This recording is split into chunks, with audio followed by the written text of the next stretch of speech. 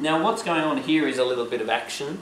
You've got a very small fluffy which is starting to emerge in between a fairly well established lobophilia and a very well established Euphilia divisa.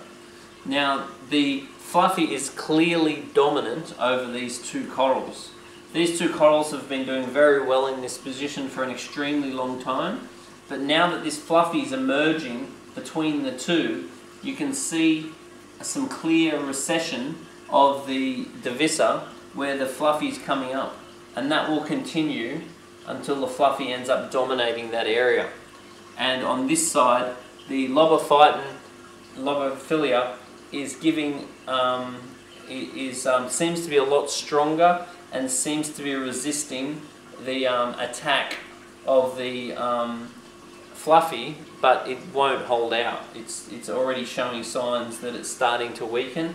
You can see where the fluffy is attacking the lobophilia, the tentacles at the end are really starting to bulb up, and they're bumping them all the time, just slowly trying to dominate it.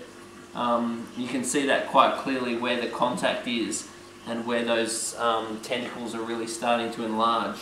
So over time that piece will grow and will dominate these particular two species. So moving these two apart and giving that fluffy some room is going to be quite important. And just remembering that these sorts of issues with corals touching each other is something that needs ongoing monitoring. And it's definitely not considered a bad sign. It's considered a very natural part of keeping a reef aquarium. And so watching that transaction is really quite interesting, but also knowing that you have the ability to break that up or move it if you don't like what's going on.